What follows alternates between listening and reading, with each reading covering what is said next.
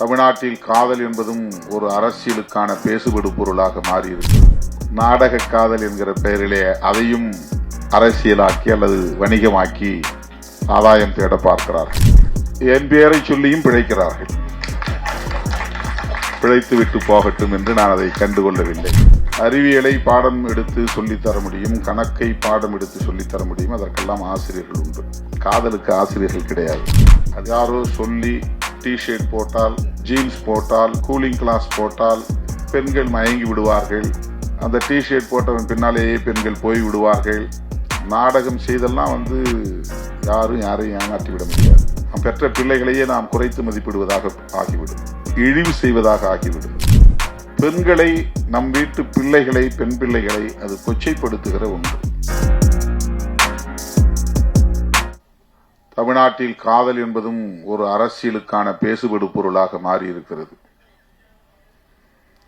காதலை பற்றியும் பேசி அரசியல் ஆதாயம் தேட முடியும் என்பது தமிழக அரசியலில்தான் முதலாக நாம் பார்க்கிறோம்.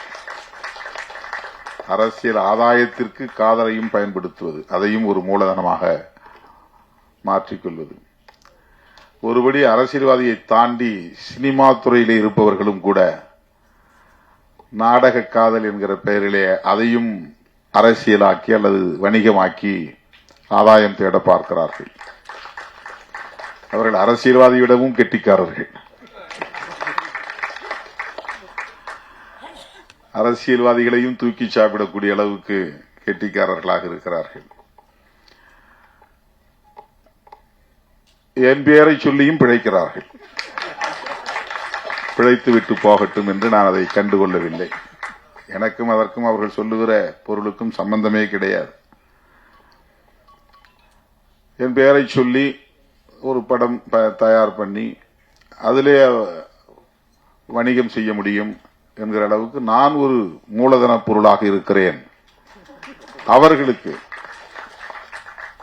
என்று சில நேரங்களில் நான் தோழர்களோடு பகிர்ந்து கொள்வதுண்டு.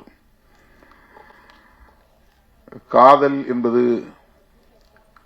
காலம் காலமாக பேசப்பட்டு வருகிற ஒரு உயர்ந்த சொல், சிறந்த சொல். யாரும் சொல்லி வருவதில்லை, தூண்டியும் வருவதில்லை. அது ஒரு இயல்பான உணர்வு. அதான் ஆர்.வி. உதயகுமார் அவர்கள் காதலித்து பார்த்தால்தான் காதலை புரிந்து கொள்ள முடியும் என்று சொன்னார்.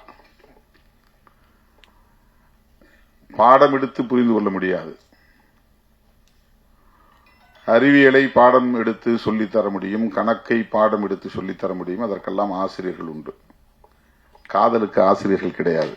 அது இயல்பான உணர்வு. அப்படி சொல்லித்தரவும் முடியாது.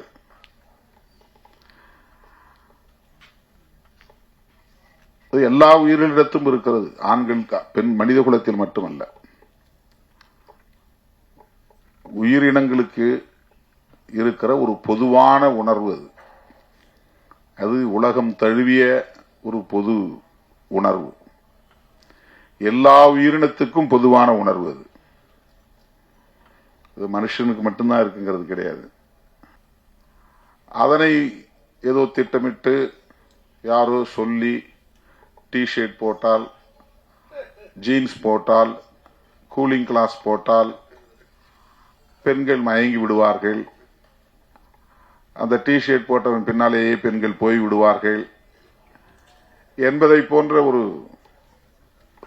தோற்றம் இங்கே உருவாக்கப்பட்டு அதற்கு ஒரு பெயரை சூட்டியிருக்கிறார்கள், நாடக காதல் என்று. அப்படி ஒன்று இருக்கவே முடியாது. காதல் காதல் தான், அவ்வளவுதான்.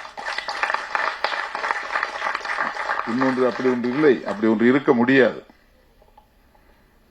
நாடகம் செய்தெல்லாம் யாரையும் ஏமாற்றி விட முடியாது. நாம் பெற்ற பிள்ளைகளையே நாம் குறைத்து மதிப்பிடுவதாக ஆகிவிடும். நாம் பெற்ற பிள்ளைகளையே நாம் அவமதிப்பதாக ஆகிவிடுவது, இழிவு செய்வதாக ஆகிவிடுவது. யாரையோ பழிப்பதற்காக, யாரையோ இழிவுபடுத்துவதற்காக நாம் பெற்ற பிள்ளைகளை நாம் கொச்சைப்படுத்தக்கூடாது. இந்த விமர்சனங்கள் ஒரு தனிநபருக்கு எதிரான விமர்சனங்கள் அரசியல் ரீதியாக செய்யப்படுகின்றன என்பது ஒரு புறம் இருந்தாலும்,